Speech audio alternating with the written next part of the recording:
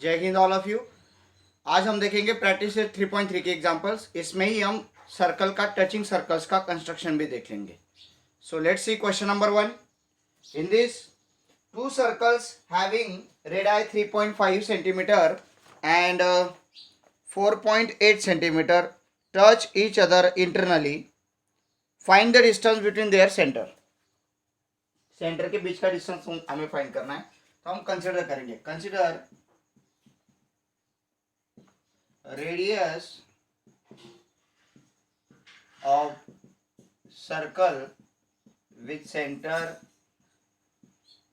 A B, क्या consider करना है उसको, R1 कंसिडर करना है। Okay, and radius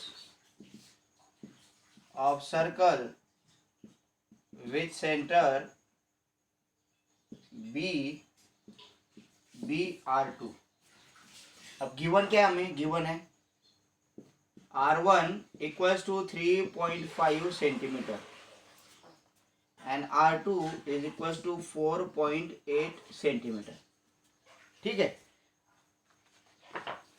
two circles having radius 3.5 centimetre 4.8 centimetre touch each other internally. Internally touch कर रहे हैं। अगर कोई सर्कल इंटरनली टच करते हैं, इंटरनली मीन्स ऐसे, ये सर्कल का सेंटर है और ये आपका सर्कल है समझ लीजिए, और ये दूसरे सर्कल का सेंटर है। यहाँ पे मैंने एक छोटा सा सर्कल निकाल दिया, तो इनका जो डिस्टेंस है ये हमें निकालना है, सेंटर्स के बीच का distance. So therefore distance of A comma B is equals to, कौन सा बड़ा है अभी बताओ, R2 बड़ा है कि R1 बड़ा है? R2 बड़ा है, तो पहले R2 लिख लेंगे। ठीक है, जो बड़ा है उसको आगे लिख लो, क्योंकि बड़े में से छोटा सा ट्रैक होगा ना। R2 minus R1। ओके, ये ऐसे क्यों, इसमें रीजन लिखो, circles touching internally, that is why से हमने लिखा है। Therefore, distance of A comma B is equals to 4.8 minus 3.5. 4.8 minus 3.5 subtraction। ये पॉइंट एक दूसरे के नीचे आने चाहिए एग्जैक्ट। 8 में से 5 गए 3, 4 में से 1 गया 1, ये पॉइंट एज इट इज कितना आया 1.3 सेंटीमीटर। तो फाइनल आंसर लिखेंगे therefore distance between the centers of circles is 1.3 centimetre. Okay, ऐसे कर पाओगे आप लोग? अभी सेकेंड नंबर क्वेश्चन देखेंगे, जिसमें to circles of radius 5.5 centimetre and 4.2 centimetre. A radius है, ए सेंटर वाला जो है उसका R1 है, बी सेंटर वाला जो है R2 है। कंसिडरेशन सेम है। क्या गिवन है, R1 गिवन है और R2 गिवन है। What is given, 5.5 4.2, 5.5 centimetre and 4.2 centimetre. Okay, how they are touching, they are touching each other externally. Externally touch कर रहे हैं, तो एक्सटर्नली अगर है तो distance A to B, centre point A से लेके बी तक का डिस्टेंस क्या होगा, एक्सटर्नली रहेंगे तो एडिशन, तो यहाँ पे क्या आ जाएगा एक्सटर्नली। ठीक है, बस इनकी एडिशन करनी, 5.5 प्लस 4.2, सो 5.5 प्लस 4.2 कितना होगा 0.79, 9.7। तो यहाँ पे भी क्या आ जाएगा डिस्टेंस 9.7। बस मेथड वही है। अगर डाउट्स है तो आप लोग पूछ सकते हो। सो ये कितने मार्क्स के लिए आएगा सर, ओनली 1 मार्क्स। एमसीक्यू में आता है मोस्टली। मोस्टली किस में आएगा, एमसीक्यू में आएगा। क्वेश्चन कैसे रहेगा एमसीक्यू में, find the distance between centre, find the distance between centre बता ही देता हूं मैं, of circle whose radii are 3 centimeter and 1 centimeter। अब आप बोलोगे सर उन्होंने इंटरनली बताया नहीं, एक्सटर्नली बताया नहीं, तो क्या चूज़ करना है? तो वहाँ पे ऑप्शन में रहेगा, कैसे रहेगा, आपको ए ऑप्शन दिया रहेगा, उसमें रहेगा सिर्फ 4 सेंटीमीटर। बी ऑप्शन रहेगा, वहाँ पे रहेगा आपका 2 सेंटीमीटर। सी ऑप्शन रहेगा, वहाँ पे रहेगा 4 सेंटीमीटर और 2 सेंटीमीटर। और सी ऑप्शन में रहेगा ओनली 2 सेंटीमीटर, सॉरी 5 सेंटीमीटर, से कुछ भी दे देंगे और। तो अभी इंटरनली भी नहीं पता है, एक्सटर्नली भी पता नहीं है। अगर वो इंटरनली निकालेगा तो 2 सेंटीमीटर डिफरेंस आएगा, एक्सटर्नली का निकालेगा तो एडिशन आएगा। तो अगर मैंने एक आंसर चूज किया तो गलत हो जाएगा, बी भी गलत हो जाएगा, तो कौन सा आंसर आएगा? सी, क्योंकि हमें पता नहीं वो एक्सटर्नल है कि इंटरनल है, बट ये दोनों आंसर आ सकते हैं, इसलिए हमें ये चूज करना पड़ेगा। ओके, तो ऐसा एग्जांपल आप लोग एमसीक्यू में देख सकते हो, प्रॉब्लम सेट में है ऐसा एक एग्जांपल। ओके, सो अभी जाएंगे नेक्स्ट 3rd नंबर क्वेश्चन, जिसमें कंस्ट्रक्शन बताया। मैं कंस्ट्रक्शन की सिर्फ मेथड बताऊंगा, मेरे पास इंस्ट्रूमेंट्स नहीं है, मेथड बताऊंगा। मेथड के हिसाब से अगर आप ये वीडियो फॉलो करके करते हो सो 100% आप ड्रॉ कर सकते हो। Just follow the instructions. So let me right the question. Question है कि 2 circles touching each other whose radius is 4 centimeter and 2.8 centimeter. Draw figure of touching circle internally या फिर एक्सटर्नली, दोनों निकालना है, इंटरनली और एक्सटर्नली। तो इससे पहले हमें कुछ कैलकुलेशन करना पड़ता है, हर एक स्टेप को कैसे मार्क्स है वो डिफाइन करूंगा मैं। लेट्स सी, कंसिडर करना पड़ेगा radius of circle with centre A B R1, और बी का जो है वो R2 कंसिडर कर लिया। R1 है मेरा 4 सेंटीमीटर, R2 है 2.8 सेंटीमीटर। नाउ सर्कल टचिंग,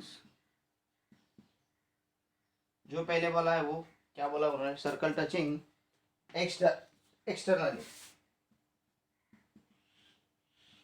ऐसे आपको हेडिंग देनी है, फिर इसके नीचे कैलकुलेशन होगा। Therefore distance between their centre, distance between their centres is distance of A comma B is equals to R1 plus R2। अब यहाँ पे रीजन देने की जरूरत नहीं, क्योंकि हमने ऊपर ही लिख दिया एक्सटर्नली है, तो ठीक है। यहाँ पे R1 क्या है, 4 है, प्लस R2 कितना है, 2.8 है, ये कितना आ जाएगा, 6.8 सेंटीमीटर।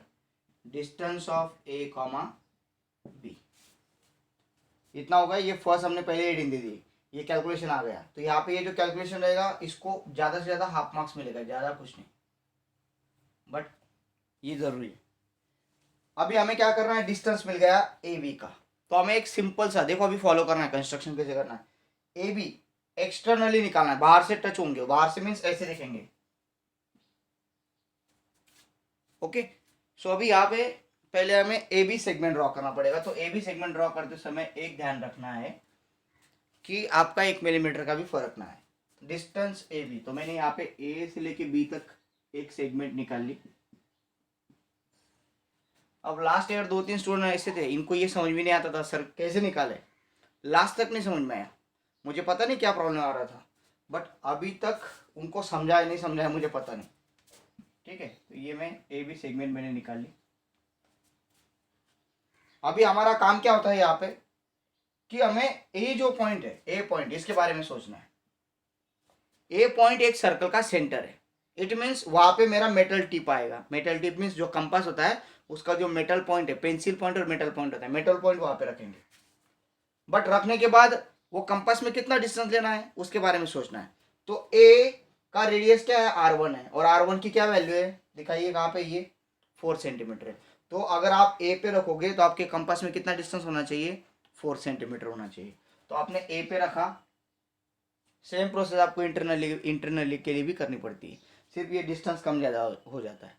ए पे रखा, ए पे रखने के बाद आपने रेडियस ली 4 सेंटीमीटर, क्योंकि ए की रेडियस है 4 सेंटीमीटर। 4 सेंटीमीटर रेडियस ले ली और आपने सर्कल डायरेक्टली, सोचना नहीं, यहाँ पे रखो और सर्कल ड्रॉ करके खत्म करो बस।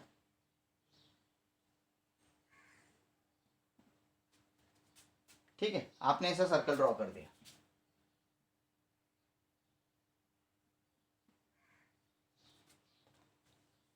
ओके, और आपका यहाँ पे बी है।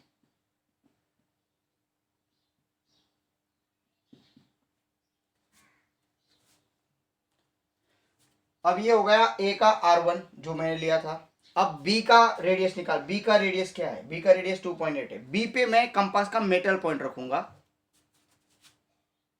अब मैं 2.8 मेजरमेंट नहीं लूंगा, थोड़ा सा शातिर दिमाग यूज करना। 2.8 लेना ही नहीं, हमको पता है ये ए टू बी डिस्टेंस कितना है, 6.2 है, सॉरी 6.8 है टोटल। और अगर मैंने ये 4 सेंटीमीटर निकाला तो बचा हुआ 2.8 ही होगा। और अगर मैंने 4.1 लिया है तो वो 2.7 होगा। अगर मैंने 4.1 ले लिया और उधर 2.8 ले लिया तो सर्कल ऐसे निकलेंगे तुम्हारे, ऐसे ऐसे सर्कल निकलेंगे, यहाँ पे गैप आ जाएगा बीच में। तो इससे बचना अगर है तो एक शातिर दिमाग कैसे यूज करोगे, आप लोग बी पे मेटल पॉइंट रखोगे, यहाँ तक का डिस्टेंस लोगे, एक सिंपल सा सर्कल निकाल के छोड़ दोगे। सेकेंड सर्कल के लिए मेजरमेंट करना नहीं है, मैं भी बोलता हूँ मत करो। क्या डिस्टेंस लेना है, सिर्फ सर्कल को टच करो, निकाल के खत्म करो बात। कौन गिनेगा, गिनेगा तो 1 मिलीमीटर ह्यूमन एरर कंसिडर हो जाएगा। बट अगर फिगर गलत निकल रही है तो पूरा रॉन्ग हो जाएगा, फिर तुम्हारे वहाँ पे ह्यूमन एरर नहीं चलेगा। तुम्हारा एक पॉइंट नहीं 2 पॉइंट में टच हो रहा है तो खत्म हो गई बात, वो टचिंग सर्कल नहीं, वो इंटरसेक्टिंग सर्कल हो गए। कुछ समझ में आ रही बात? ओके। अगर तुमने यहाँ पे 4.1 ले लिया, इधर से तुमने 2.8 ले लिया, तो एक दूसरे में घुस जाएंगे वो, क्योंकि तुम्हारा ये रेडियस तो 6.8 है डिस्टेंस ए टू बी। ठीक है, और उनका एडिशन अगर 4 और उधर 2.9 ले रहे हो, कम ज़्यादा अगर हो गया तो 6.9 हो जाएगा, और वो ये घुस जाएंगे एक दूसरे में, टच नहीं होंगे। तो यहाँ पे क्या थोड़ा सा शातिर दिमाग यूज करना, बड़ा निकालो या फिर ए का निकालो, और बी का निकालते समय बी से लेके यहाँ तक का डिस्टेंस लो, टचिंग तक का, और ड्रॉ कर दो। और इस पॉइंट को भी नाम दे दो सी। और एक बात याद रखना है, यहाँ पे आपको लाइन निकालना कंपलसरी है, इसमें से जाने वाली लाइन, और उसको नाम दे दो एल। ये निकालनी ही है। ये अभी आपका कंप्लीट कंस्ट्रक्शन होगा, ये 6.8 सेंटीमीटर। अब यहाँ पे हाफ मार्क्स, और इसको आ जाएगा समझ लो आपको 1.5 मार्क्स। यहाँ तक कोई प्रॉब्लम है इसमें? मुझे नहीं लगता कि इसमें कुछ प्रॉब्लम है। अब जैसे ही मैं नेक्स्ट पेज पे यहाँ पे जाऊंगा तो मैं सेकेंड लिखूंगा। क्या लिखूंगा? Second, circle touching internally, so distance between their centre A comma B is R1 minus R2। आप बोलोगे सर यहाँ पे R1 माइनस R2 ही लिखना है क्या? नहीं, थोड़ा सा समझ लो। R1 मेरा बड़ा है इसलिए मैंने R1 आगे ले लिया, R2 मेरा छोटा है इसलिए पीछे ले लिया। कभी कभी अगर आपने कंसिडरेशन करते समय उल्टा के सॉरी उल्टा के, या फिर अगर आपकी R2 की वैल्यू बढ़ी तो R2 आगे ले लो, क्योंकि सब्ट्रैक्शन निगेटिव नहीं आना चाहिए। याद रखो, डिस्टेंस फार्मूला में हम क्या करते हैं, कंपेयर करते हैं ना। यस, यहाँ पे R1 क्या है, 4 माइनस 2.8। अब ये बच्चों को ये सब्ट्रैक्शन नहीं आता कि सर ये 4 है, ये 2.8 है सर। सिंपल सी बात है, 4 के पॉइंट के बाद 0 है, तो यहाँ पे पॉइंट लगाओ और 0 दे दो। अब आप बोलोगे सर 0 में से 8 नहीं जाता, बारह लो ना, इसको 3 करो, इसको 10 कर दो। 10 माइनस 8 कितना आया? 2। ये पॉइंट है, ये पॉइंट है, यहाँ पे आ गया पॉइंट। 3 माइनस 2 कितना आएगा? 1। कितना आ रहा है भाई? 1.2। 1.2 जो होता है ना, वो इतना सा डिस्टेंस है, इतना सा, इससे भी कम है। और ये इतना शार्प डिस्टेंस है, 1 सेंटीमीटर या फिर 2 सेंटीमीटर, इतना शार्प डिस्टेंस होता है। इसमें आप लोग नहीं जज कर पाओगे। अगर आप लोग छोटे बच्चों को बोलोगे 2 सेंटीमीटर का सर्कल निकालो, वो निकाल देंगे, बट उसमें कंस्ट्रक्शन करने के लिए बोलोगे कुछ पॉसिबल नहीं, आपसे भी नहीं हो सकता। तो ये 1.2 बहुत छोटा डिस्टेंस होता है। अब इसमें गड़बड़ी हो सकती है, बहुत सारे बच्चे इसमें गड़बड़ी करते हैं। तो देखेंगे कैसे इंटरनली इसको निकालेंगे। ये रफ कर रहा हूँ मैं।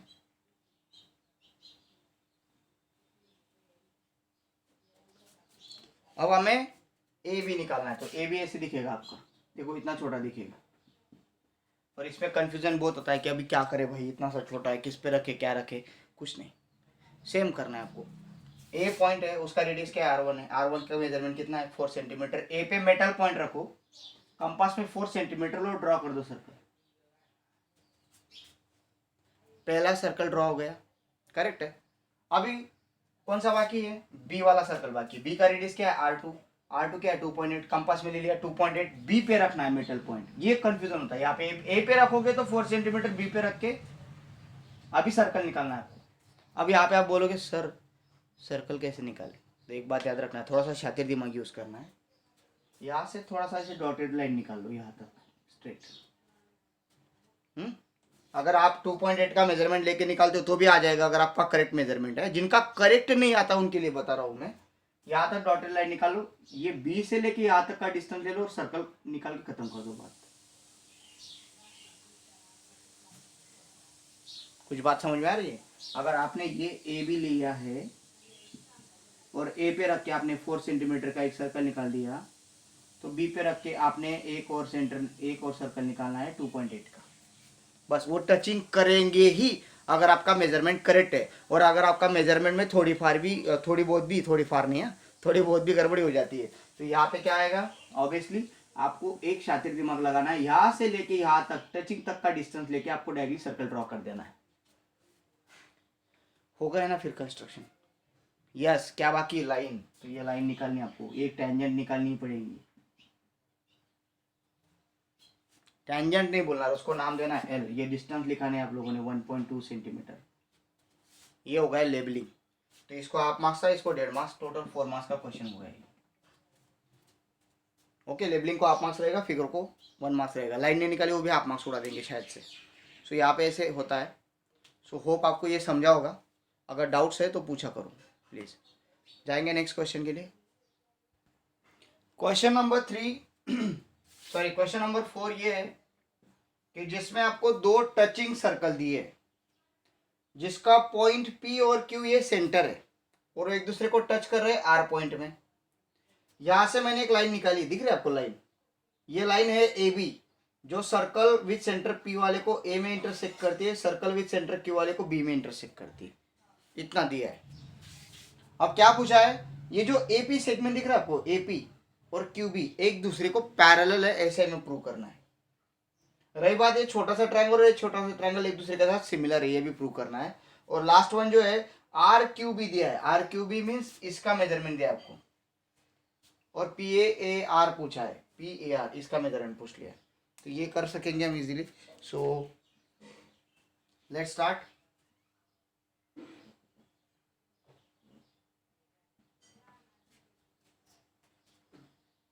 सो प्रूफ, हमें AP और QB को पैरेलल दिखाना है। अब 2 लाइन कब पैरेलल होंगे, 2 सेगमेंट कब पैरेलल होंगे? जब उनका 2 लाइन पैरेलल होंगे। कब? एक तो उनका exterior point corresponding angle test से होगा, या फिर अल्टरनेट एंगल टेस्ट से होगा, या फिर इंटीरियर एंगल टेस्ट से होगा। 3 टेस्ट है।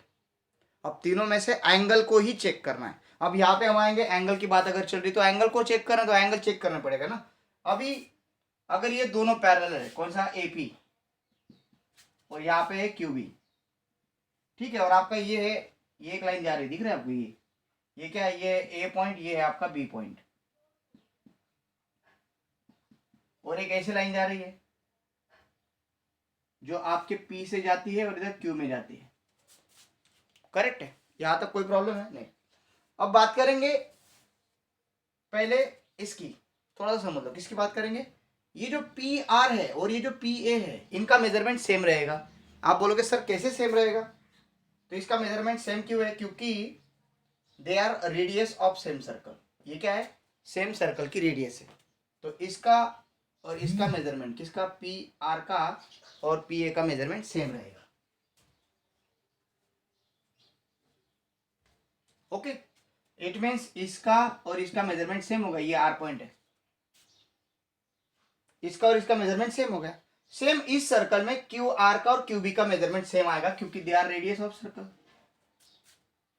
ठीक है, भले इसका 2 सेंटीमीटर, इसका 2 सेंटीमीटर, इसका 4 सेंटीमीटर, इसका 4 सेंटीमीटर है, बट ये दोनों एक दूसरे के साथ कॉन्ग्रुएंट है, दोनों एक दूसरे के साथ कॉन्ग्रुएंट है। ये बात हमें काम में आएगी। क्यों काम में आएगी? थोड़ा सा समझाता हूँ। अगर कोई ट्रायंगल है और उसमें 2 सेगमेंट अगर कॉन्ग्रुएंट है, तो इसके सामने वाले के एंगल का जितना मेजरमेंट होगा उतना ही मेजरमेंट इसके सामने वाले के एंगल का होता है। मीन्स ये कौन सा थ्योरम है? Isosceles triangle theorem. The angle opposite to congruent sides are congruent. ये आइसोसेलेस ट्रायंगल थ्योरम का स्टेटमेंट, तो उसका यूज यहाँ पे करना। आप बोलोगे कैसे यूज करना है? Let's see. ये AB और PQ यहाँ पे इंटरसेक्ट कर रहे हैं, मीन्स ये दोनों क्या हो गए? वर्टिकली ऑपोजिट एंगल हो गए। और वर्टिकली ऑपोजिट एंगल क्या होते हैं?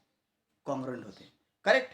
अगर इसको मैंने X माना, ठीक है, तो इस ट्रायंगल में ये कॉन्ग्रुएंट साइड के सामने वाले का X है, तो ये कॉन्ग्रुएंट साइड के सामने वाला भी क्या आ जाएगा, x।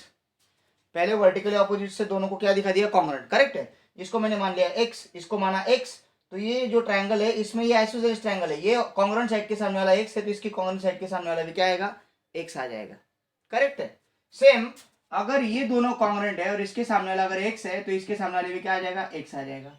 अगर ये दोनों x आ रहे हैं, ये दोनों अगर x आ रहे हैं, तो थोड़ा सा सोचो, अभी मैं देखो सारा मिटा देता हूँ, क्लियर हो जाएगा। थोड़ा सा सोचो कि this AP and QB are congruent और नॉट, और क्यों, क्योंकि देखो ये एक लाइन है, ये भी एक लाइन है, ये ट्रांसवर्सल है आपकी, और ये अगर ट्रांसवर्सल है और आपका ये एंगल और ये एंगल अगर कॉन्ग्रुएंट है तो कौन सा एंगल है, ये अल्टरनेट एंगल है। So by alternate angle test they are parallel. पहली step vertically opposite angle, second step isosceles triangle theorem की यूज करके हम दिखा देंगे रिमेनिंग एंगल्स को, और थर्ड स्टेप अल्टरनेट एंगल के हिसाब से इनको पैरेलल शो कर देंगे। तो ये पहला प्रूफ आपको समझा होगा ओरली, तो मैं इसको लिखता हूँ। So let's start. Okay students, यहाँ पे हमने कंसिडर किया कि लाइन ए बी। अभी आप बोलोगे सर यहाँ पे सेगमेंट है, आप लाइन यूज कर रहे हो। बेसिक कंसेप्ट ऑफ ज्योमेट्री में आपने सीखा है, अगर कोई सेगमेंट दूसरे सेगमेंट को इंटरसेक्ट करती तो उसकी लाइन भी उसी सेगमेंट की लाइन को क्या करेगी, इंटरसेक्ट करेगी। तो कभी कभी सेगमेंट को लाइन कंसिडर किया, लाइन को सेगमेंट कंसिडर किया, कोई प्रॉब्लम नहीं होता है। तो अगर आपको प्रॉब्लम आता है तो आप सिंपली लिख सकते हो segment A B intersecting segment P Q at point R. Segment A B जो है क्यू आर पी क्यू को क्या कर रही है, इंटरसेक्ट कर रही है। बिकॉज ऑफ दैट ये दो एंगल बनते हैं, अभी मैंने जैसे एक्सप्लेन किया, ए आर पी, देखो ए आर पी ये एंगल बन रहा है और एक बन रहा है क्यू आर बी। ये दोनों एंगल कॉन्ग्रुएंट है क्योंकि they are vertically opposite angles. उसको मान लिया फर्स्ट। अब इस ट्रायंगल में ये साइड और ये साइड कॉन्ग्रुएंट है, ए पी और पी आर कॉन्ग्रुएंट है। देखो ए पी और पी आर ये दोनों कॉन्ग्रुएंट है। क्यों कॉन्ग्रुएंट है, क्योंकि वो रेडियस है सेम सर्कल की, रेडियस ऑफ सेम सर्कल। अब ट्रायंगल जो है ए पी आर वो कौन सा ट्रायंगल हो गया, आइसोसेलेस ट्रायंगल हो गया। आइसोसेलेस ट्रायंगल होने के कारण इन साइड के ऑपोजिट एंगल्स, कौन सा एंगल, ये एंगल ए आर पी और आर ए पी, ये वाला और ये वाला एंगल क्या हो गया, कॉन्ग्रुएंट हो गया आइसोसेलेस ट्रायंगल थ्योरम के हिसाब से। सिमिलरली इस ट्रायंगल में, किस ट्रायंगल में, in triangle Q R B, इसमें segment Q R is congruent with segment Q B. क्यों बेटा, radius of same circle. Therefore, triangle QRB is isosceles triangle, isosceles triangle है वो, ठीक है। अगर वो isosceles triangle है, it means angle QRB means कौन सा, ये एंगल, एंगल QRB मीन्स ये एंगल और angle QBR congruent with angle QBR, QRB और QBR। Why, isosceles triangle theorem, ये मैंने एक्सप्लेन किया है, इसको मान लिया थर्ड।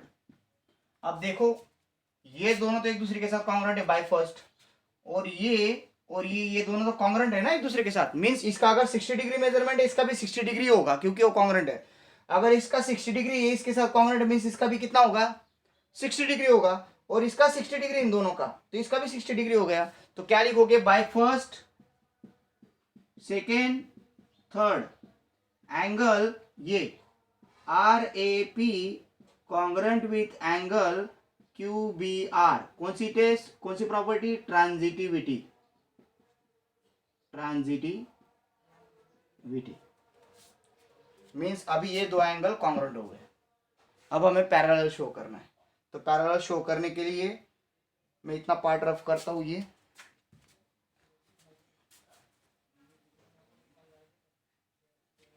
तो यहाँ पे क्या आ जाएगा अभी कि segment A B transversal of segment A P and Q B, therefore A P is parallel to Q B. इसको मैंने फोर्थ कंसिडर कर लिया। कहाँ से आई ये, बाय फोर्थ। और कौन सी टेस्ट आएगी, alternate angle test. By fourth के हिसाब से मैं ऐसे लिख सकता हूं क्योंकि वो अल्टरनेट एंगल टेस्ट के हिसाब से पैरेलल है। स्क्रीनशॉट ले सकते हो आप लोग, ठीक है। अब इसकी बात रही ट्रायंगल एपीआर और ट्रायंगल आरक्यूपी। अब इनको हमें क्या दिखाना है, सिमिलर दिखाना है, ठीक है। तो अभी सेकेंड प्रूफ पे जाता हूँ मैं। सो ये रफ करूँगा मैं, इतनी जगह यहाँ पे एक्सप्लेन करके बताऊँगा आप लोगों को। तो ये रफ कर रहा हूँ मैं क्योंकि मुझे वो फर्स्ट सेकेंड थर्ड इक्वेशंस लगेंगे इसमें, इसलिए ज़्यादा लंबा प्रूफ नहीं खींचता है फिर। Second, triangle APR and triangle QBR, ये एक दूसरे के साथ सिमिलर है। ऑलरेडी उनके दो एंगल्स तो कॉन्ग्रेंट है। देखो ये एक एंगल और ये एक एंगल कॉन्ग्रेंट है, ठीक है, और ये एक दूसरे के साथ भी कॉन्ग्रेंट है, करेक्ट है कि नहीं। तो इन्हें हमें क्या दिखाना है, सिर्फ ये this angle is congruent with this angle, this angle is congruent with this angle. हो गई ए टेस्ट। कहाँ पे है, ये एंगल और ये एंगल दिख रहा है आपको, ये बाय फर्स्ट एक दूसरे के साथ कॉन्ग्रेंट है, और ये एंगल और ये एंगल दिख रहा है बाय फोर्थ एक दूसरे के साथ कॉन्ग्रेंट है। बस आपको ये दोनों जो टिक है बाय फर्स्ट सेकंड करना है, फिर आप एक करोगे second angle sorry in triangle A P R and triangle R Q B. Okay, अब ये उठाओ, कौन सा, ये एंगल और ये एंगल कॉन्ग्रेंट है। Angle A R P congruent with angle Q R B. ये कहाँ से आएगा, बाय फर्स्ट से आ गया, फर्स्ट से उठाया भाई इक्वेशन। एंगल, अभी ये दोनों, ये इस ट्रायंगल का ये एंगल, इस ट्रायंगल का ये एंगल कॉन्ग्रेंट हो गए। पहला पेयर कॉन्ग्रेंट हो गया। सेकंड पेयर ये दिख रहा है, ये और ये एक दूसरे के साथ कॉन्ग्रेंट शो कर रहे हैं। ये कहाँ पे लिखे, यहाँ पे लिखे, देखो angle R A P congruent with angle Q B R by fourth. हो गया। So therefore triangle A P R similar with triangle R Q B by which test, by A test. Already उनके angles हमने prove कर दिए। तो अगर ऐसा कोई लंबा आता है तो उसको उसमें ही पिछले आंसर में उसके आंसर्स होते हैं, आपको ज्यादा कुछ लिखने की जरूरत नहीं। देखो सेकंड वाला कितना छोटा हो गया, ठीक है। अभी यहाँ पे ये सेकंड हो गया, थर्ड भी मैं प्रूव, ये फर्स्ट हो गया, ये सेकंड हो गया, आप फोटो निकाल सकते हो। अब थर्ड भी मैं आपको प्रूव करके दिखाऊंगा, ये रफ कर रहा हूं मैं। So let's see third one. Third number, angle R Q B. अब ये ट्रायंगल में रफ, ये सारा रफ कर दे रहा हूँ। Angle R Q B means इसका मेजरमेंट अगर निकालना है, अगर पी ए आर का मेजरमेंट 35 है, पी ए आर का मेजरमेंट 35 है। अगर पी ए आर का 35 है तो इसका कितना होगा भाई, इसका बताइए, क्योंकि ये दोनों तो एक दूसरे के साथ कॉन्ग्रेंट है। तो लिखेंगे angle P A R is congruent with angle Q B R, but angle P A R equals to 35 degree. ये P A R Q B R कहाँ से लाए, देखो P A R Q B R कहाँ पे, P A R Q B R है, क्या है, एक दूसरे के साथ कॉन्ग्रेंट है ना, ये क्या पी ए आर वही एंगल है। नहीं तो आप बोलोगे सर ये उल्टा लिखा है, ये पी ए आर रीड करो, ये देखो ये पी ए आर रीड करो या फिर आर ए पी रीड करो, देखो वही है ना, एंगल तो वही आ रहा है। तो ये क्या से आया, बाय फोर से आया ये। अगर पी आर का मेजरमेंट 35 तो एंगल क्यू बी आर का मेजरमेंट कितना आ जाएगा, 35 आ जाएगा। बट, और बट आ गया, बट क्या कि ये जो क्यू बी आर है ये इसके साथ भी कॉन्ग्रेंट है। कहाँ पे है ये क्यू बी आर, किसके साथ कॉन्ग्रेंट दिख रहा है आपको, Q B R. But angle Q R B is congruent with angle Q B R by third. ये और ये कॉन्ग्रेंट है, ये हमने पहले प्रूव कर दिया, इसकी झंझट में नहीं पड़ना क्या ट्रायंगल है फिर ये कॉन्ग्रेंट आ जाएगा, नहीं है ना रेडीमेड, तो उसको उठाओ ना। सो क्यू बी आर की वैल्यू 35, तो एंगल क्यू आर बी की वैल्यू कितनी है, 35 डिग्री। ये 35 है, ये भी 35 है, तो ये कितना होगा, तो कैसे निकालोगे आप लोग, yes. Therefore in triangle Q R B, इसको अभी मैं लिख रहा हूं angle Q B R plus angle Q R B plus angle R Q B. देखो एंगल बी आ गया, एंगल आर आ गया, एंगल क्यू आ गया, इक्वल टू कितना आता है, 180 degree. Angle Q B R है 35 degree, angle Q R B है 35 डिग्री, तो एंगल आर क्यू बी या फिर बी आर क्यू, क्या पूछा है उन्होंने, yes R Q B is equal to 180 degree. ये दोनों 35 कितने हो गए, 70 उधर जाएगा, 180 में से 70 गया तो एंगल आर क्यू बी कितना आएगा, एंगल आर क्यू बी 180, ये 35 70 उधर गया, 180 में से 70 सब्ट्रैक्ट किया, कितना आएगा 110 डिग्री। स्क्रीनशॉट निकाल सकते हो। सो होप आपको जो आज सिखाया मैंने वो समझा होगा। So we will meet tomorrow. Comment करते रहो, बहुत सारे बच्चे कम कमेंट कर रहे हैं. Okay, please, thank you, have a great day.